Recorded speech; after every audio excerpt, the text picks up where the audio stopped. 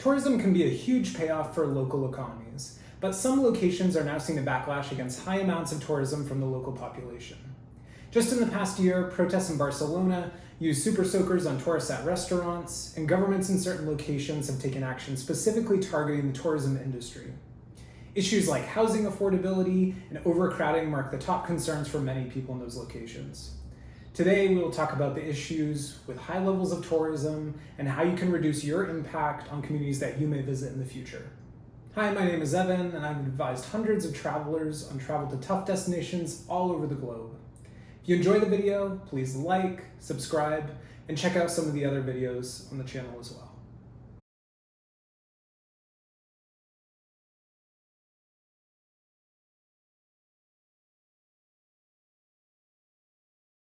So first we're going to talk about the effects of over-tourism. So there are many locations where tourism has become so popular that it negatively affects the local population, the local environment, and other parts of that particular community. Housing affordability, overcrowding, environmental degradation, and excess wear on tourist sites are some of the top issues facing these particular communities. So we'll jump in and talk about each one of those four things in a little more detail.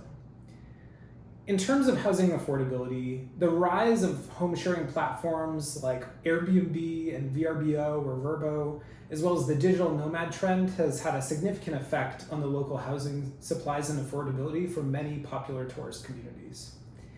Airbnbs can make significant amounts of money for their owners, but they also remove housing supply for local people and families. This reduction in the housing supply results in price increases for many communities with high levels of tourism.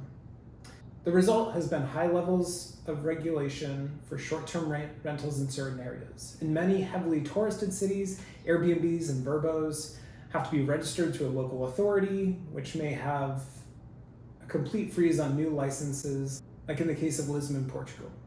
A very common way local authorities regulate short-term rentals is through a tax on them. So a good example is most major cities across the US have various tax rates applied specifically to short-term rentals like an Airbnb. Jumping forward, let's talk a little bit about overcrowding. So there are some major tourist destinations that experience significant overcrowding, especially during peak tourism seasons in that particular place. One of the most acute examples of this is Venice. Venice's tourist population outstrips its local population by many, many times during the tourist season. Overcrowding can cause locals to feel displaced in their own community and reduces their ability to access regular goods and services as well.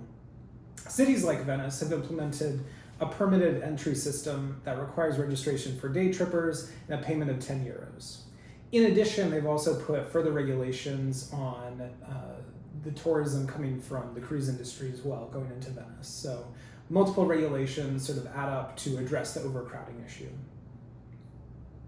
In terms of environmental degradation, the conversion of natural environment to tourist accommodations, resorts, for example, entertainment, risks harming local wildlife and the environment. As a destination becomes more popular, the resorts and the tourist infrastructure keeps building up, and it ends up affecting the natural beauty of that certain location, even if it doesn't intend to ruin that place.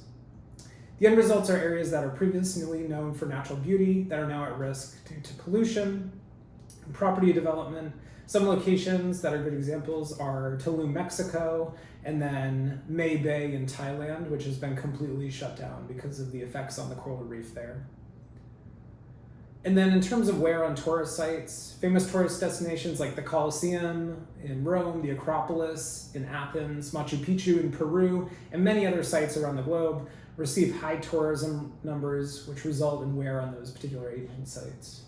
In 2023, there were multiple tourists that were actually observed carving their names into the Colosseum. This resulted in a police inquiry, and those individuals faced fines that were upwards of 15,000 euros. Machu Picchu grew so popular that the government restricted the amount of visitors and required timed entry slots to reduce the chance of damaging that particular site.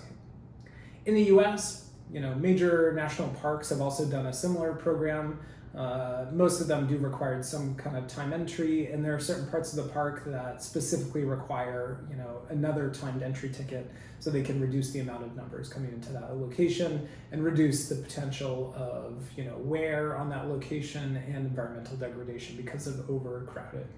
You're probably wondering now, how do you reduce your impact as a tourist when you go to a certain destination? So I have 4 top tips that can give you a basic idea of ways that you can prevent an excess sort of impact on that local community in one of the 4 ways that we talked about above, or in other ways as well. So number 1 is just visit popular locations during non-peak seasons. This is something I've done so many different times for many reasons, not just the issue with over-tourism, but going to destinations during off-peak tourist seasons. It reduces the chance you'll run into a lot of crowds, but allows you to enjoy your vacation knowing that you're not contributing to the overcrowding. And then on top of that, the benefit to you is that off-peak hotel rates and also airfare tend to be quite a bit cheaper as well. Number 2, visit destinations that are less popular alternatives, but just as worth it. So there are tons of these different locations that you can see online, a ton of different suggestions by different travelers who post on blogs, things like that. So you can look it up very easily on Google. But for example, you can avoid Santorini, which is super popular in the Greek Isles, and visit another Greek island. So I've been to Crete before. It's not one of the most popular ones, and it's definitely a place I would recommend someone goes. Instead of visiting Italy, you could go to Slovenia or less touristy parts of Croatia. You could visit Puerto Escondido in Oaxaca, which I've been to before, which is excellent, instead of Puerto Vallarta, for example. And then there's so many different options for you across the various different major tourist sites around the globe. So it's very easy to look up. It's probably going to save you some money to go to those locations because it's not going to be as heavily touristed. And it might be something that you'll find you like even better than that location that you were thinking of going to before.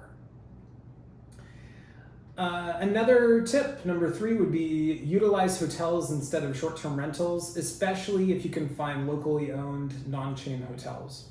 So I'm just going to put a caveat on this that I'm a huge proponent of using short-term rentals. It's something I've done pretty consistently on a lot of trips.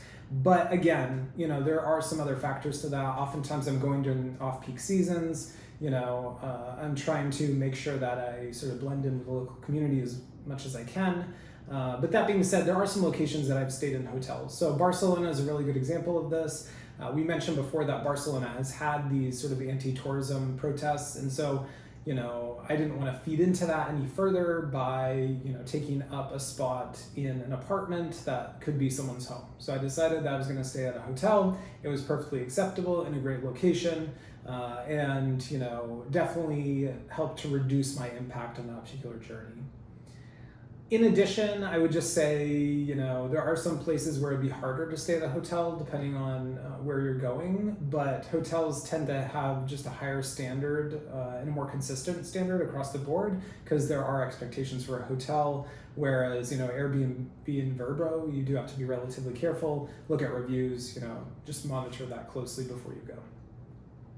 And then number 4, I would just say avoid cruising whenever possible. So cruises, some people are really into them. They can be a very convenient way to visit, certain locations or multiple locations within, a 7-day time period or a 10-day time period, whichever you're doing for your cruise.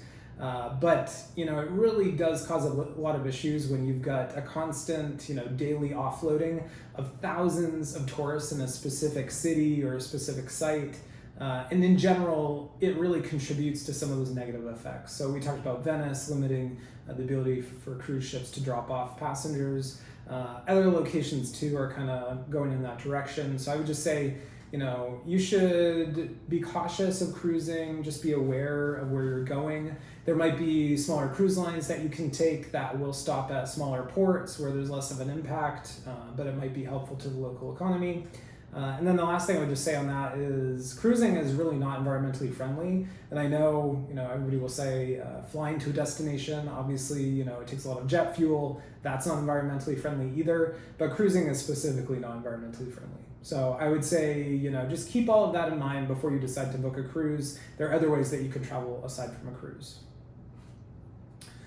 So overall, traveling is an important part of understanding different cultures and experiencing another part of the world. It is one of the greatest joys that I have in life, but tourism can cause huge issues in particular locations.